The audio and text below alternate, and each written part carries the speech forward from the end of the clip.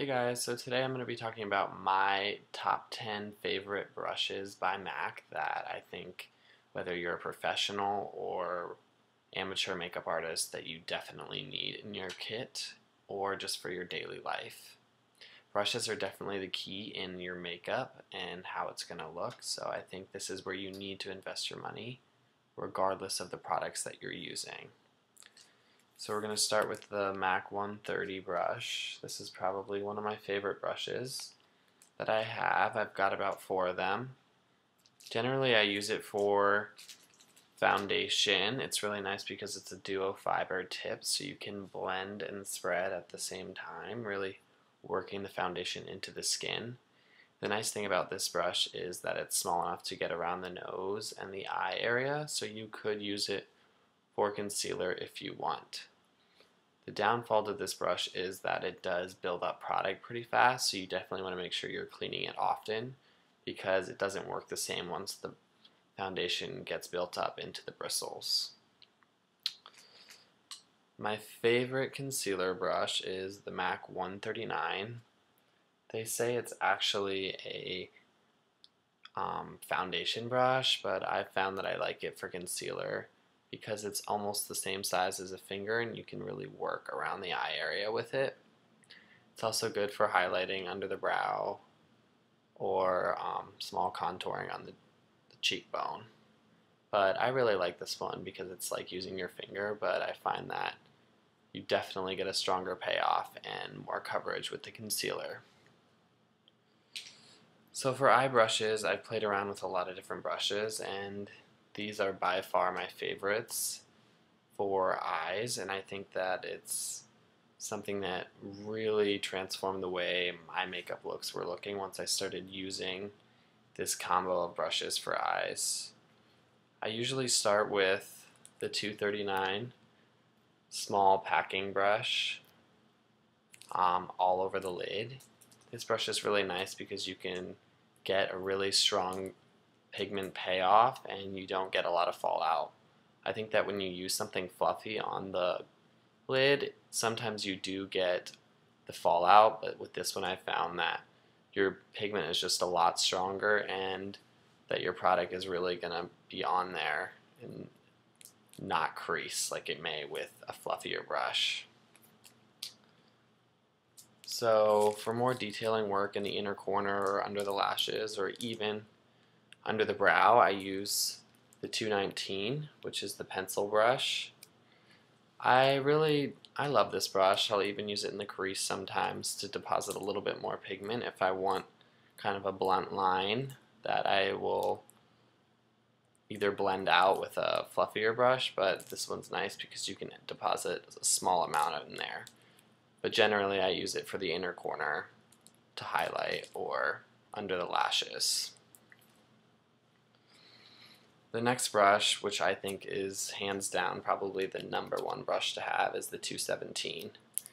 This is a great beginner brush for someone who doesn't use any brushes whatsoever. It's fluffy enough that you can blend and spread, but it is stiff enough that you can technically pack on the lid for something a little more iridescent. So I think this is hands down one that someone who doesn't have any brushes definitely needs to purchase. I've got about 6 of these in my kit and I use it constantly. It's also really nice for concealer under the eye if it's a creamier product. So this is definitely one that I recommend. And then we've got another blending brush, the 224 MAC blending brush. I use this for crease work, definitely for your smoky eye or something a little bit more dramatic. This is great to blend out any hard lines and just keep it really soft. One of the brushes I don't use that often but I think is handy to have is the 275, the angled fluffy brush. I will use this in the crease to blend out a little bit, or I'll use it to deposit a little bit of brow highlight sometimes because it's angled and you can sweep it across the brow bone easily. I've been using this more lately, but in the beginning I wasn't that fond of it. So this is one you could either live with or live without, just depending. A lot of people really like this. but I think it's good for beginners because it's angled, but I'm not super fond of it, but I've been using it a lot. And of course for liner, I do like the regular 266. I've been going back and forth between the angled and the precision brushes, and I've decided that I definitely would recommend everyone having an angled over the precision first, because you can use this to fill in the brows, or you can use it for liner or detailing work under the lashes. So I think an angled one definitely rules out the precision brushes for liner. For blush or contouring, I like the 168 brush. I definitely like that it's white, so you can kind of keep an eye on how much pigment you're depositing. But it's great. You use it on the brow bone to highlight for shimmer around here, or you can use it right here on the cheekbone for shimmer, or your blush or contour underneath the blush. So there's a lot of purposes for this. I like it. I have a bunch of them. It's definitely one that everyone should have.